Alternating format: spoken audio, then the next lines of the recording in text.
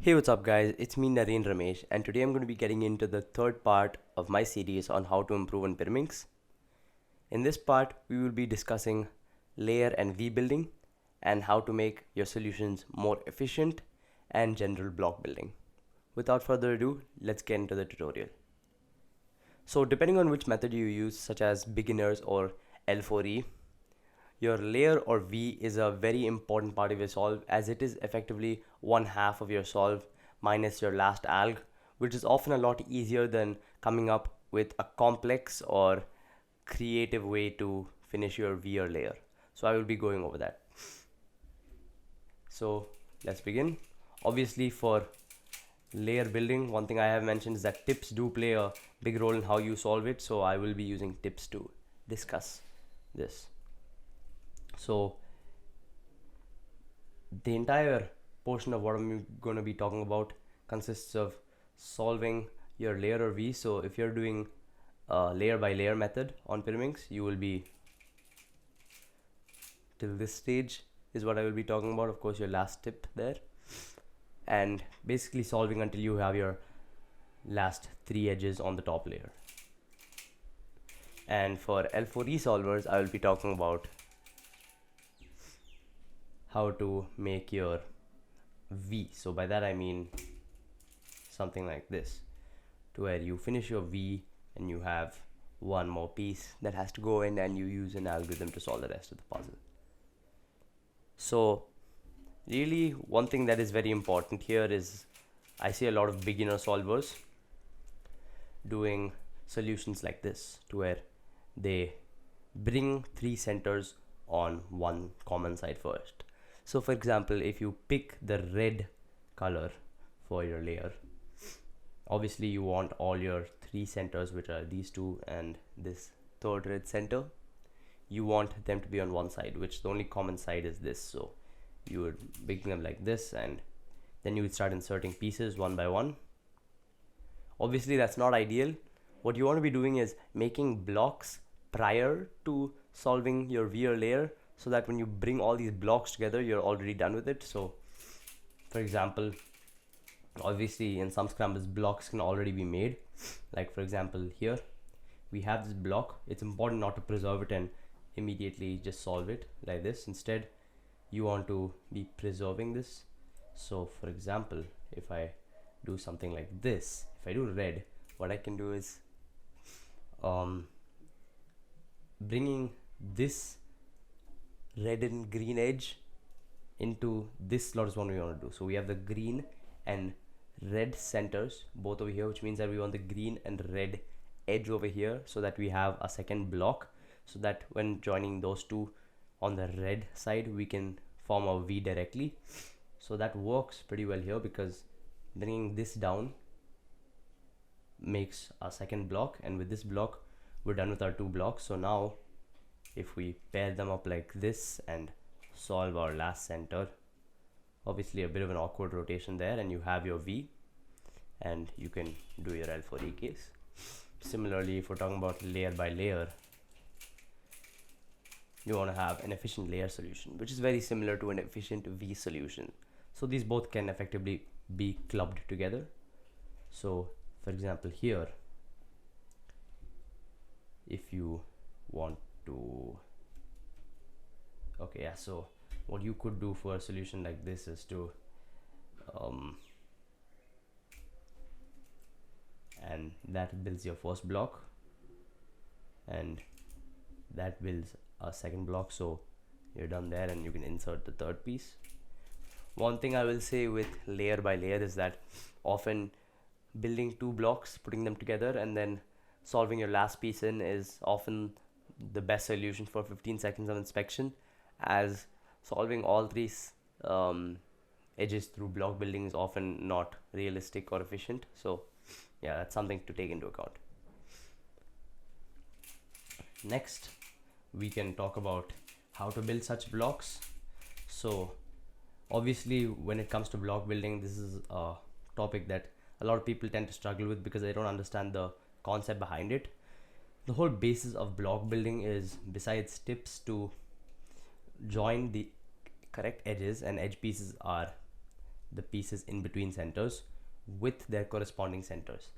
And this can really be done through a lot of solving and experience. By that, what I mean is you shouldn't have to consciously look for where an edge has to go. It should just come into your brain effectively immediately when you look at cubes during inspection. So that's a real end goal of practice here. So for example, here I can immediately see that this piece belongs here. But how do I know that? Well, through experience, I can tell that this yellow edge belongs in this spot because yellow and red belongs in between the yellow and red centers. So between these two centers is where this edge belongs. Obviously, if it was flipped, inserting it into this spot would be slightly different. You would have to do something like that, which obviously is not required now because this simply brings that edge into its correct center. So now you already have one block. Now if we were to look for more block solutions, you can see that, for example, well, where does this edge belong? This is your yellow and green edge. So where do we want that?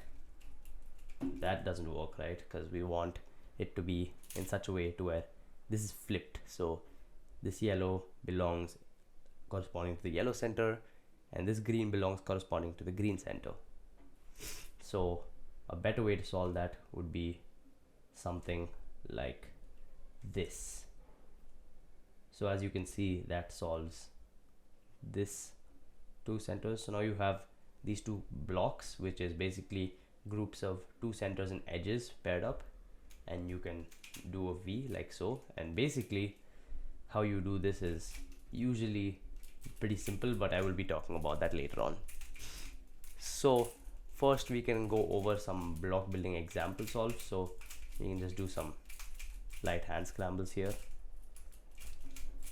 Okay, so over here we obviously have one block, which is this green and blue block paired up with the two centers and the tip as well. And now what we want to do is look for other better solutions. So here, one good thing about Pyramix is that when you have blocks, you can automatically move into two colors. So you're not limited to either the green or blue side. You can look into both and see which is better. And here what I can immediately see is that blue is way better. And the reason for this is tracking all the colors. When you do an R prime from this particular angle, you see that this yellow center will come here.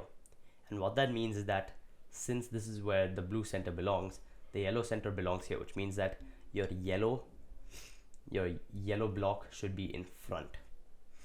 And now where is the yellow edge?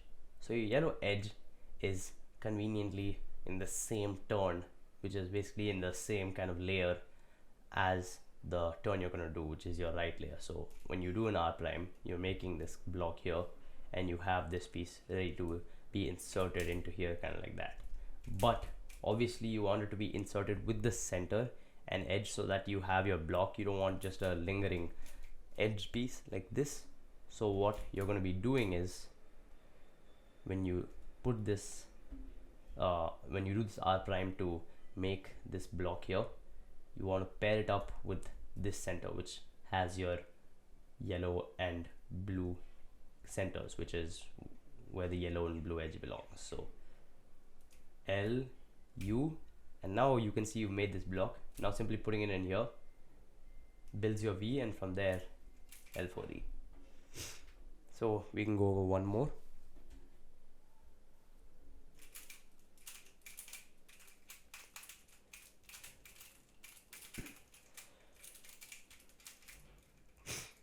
Okay, so again this has a block, so we can probably try to get rid of that. Okay, yeah, so this is probably a bit better for such a thing. So yeah, this is a nice one. So what you want to do for this is try to find ways of forming blocks. Obviously you won't have a block ready made for you in every single solve, so your goal is to try to form some blocks here. So well, the first easy block you can see is that this edge belongs in this, between these two centers. So this is the red and green edge. It belongs between the red and green centers. And where do you want the red and green center? So obviously if you bring this edge here, the red color will be here and the green will be here. So that means that bringing it here will have this particular permutation for that edge. Now if you bring these two centers up, you see that green will be on your right and red will be in front, which is exactly where the centers will be. So if you do an R and U from this angle, you've made your first block, and that's for the green side. Now you obviously want to be doing this inspection, so we'll bring back. Now you want to track for your second edge. Where will that be? So now green and yellow looks like it'll be rather nice as well, because of the fact that green and yellow are on the same plane as effectively green and red are, which means that you won't be really switching your turning flow that much when doing it. So as you can see, when you do your R and U, the R doesn't affect this particular piece, but your U does. Your U brings it here in such a way that green is on your right and yellow is on your left. So that will be something to remember. So now when you do that RU, green is on your right, yellow is on your left, and now where do you want it? So you want that green and yellow edge to be where in this particular slot, which is on your right, where green is in front and yellow is on the right. Doing an R makes it so that the green slot belongs here and the yellow belongs here, and your green will be here and your yellow will be here after doing the RU, which means that by doing an RU, in order to pair this green up with this slot back here, you have to do an R prime U, and that will solve that there. So your final solution for your basically V is to do R U R prime, and somewhere in between obviously you want to bring this down. So for example, doing this R U, and then here you could do the L prime, so that now when you do this solution you have your V ready. So those are just some examples of layer and V building. Now I'll be going over a few problems people face when trying to do efficient V and layer building. So for example, in solutions like this, to where you're building blocks entirely on your own, you don't have any really given to you immediately. So here, for example, if you see here, you can build two blocks by bringing this here, and that builds your first block. This brings a second block, so you have two blocks. So you're already done with most of the puzzle by this point. And now solving your last piece is pretty easy. So those are some examples of easy block building. But when you have more complicated solutions, for example, not this, because this also has two edges, but yeah, for example, this, to where you are struggling to, once you make two blocks, you're struggling to figure out how to basically put them together.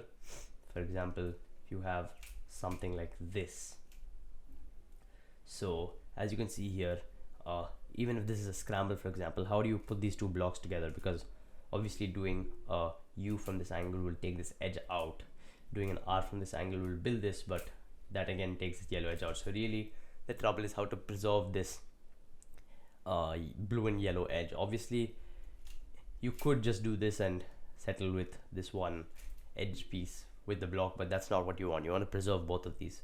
So what you're going to do is, really it depends on which finger trick is best for you. Personally, what I like to do for cases like this is start by doing an LUL prime. So what an LUL prime does is it effectively moves this block out of the way, or not block because it's not paired with the centers yet. So you move this solved edge out of the way and put in the centers and bring it back. So it's effectively a method of insertion except with centers. And what this does is it makes a block and also make sure that when you do the R move, you have your layer, or V in this case, built completely. And one thing I will say is that if you do an R and this, it works either way, there's no real change in result, you still build your V. But for cases like this, for example, I prefer to start with this and do this. The reason is because if you do this, if you do an R and then LUL prime, you have to rotate up and then do this case. Whereas if you just do this first, if you do your LUL prime first, when you do your R, you can, instead of doing an R like this, you could push this down. So something like this. So something like this. And you have your V on the bottom, so it's a lot easier instead of having to do a rotation. So these are all basically just ways of making your layers and V's more efficient. Obviously, this is not a very simple topic, as in you have to experiment a lot and you have to really practice a lot more than anything. So I would suggest that more than doing timed solves, you should try to do a lot of solves without timers on, just experimenting with creative V or layer solutions in order to really improve how you're doing the puzzle, because building layers or V's in competition is a lot really based on your practice. You don't want to be coming up with new solutions right in competition. You want to practice some, like, at least basics, so that when you're going in competition you can recognize easy cases and perform them in the spot and with your limited inspection time. So use a lot of inspection time. In my opinion, it's better to even over inspect in practice solves, just to one look your V or layer and really just get that down well before moving on to the next step. That's it for my tutorial on the third part of this series. This is how to improve your V's and layers. I hope this tutorial helps you. Obviously, this is not a very clear subject or part.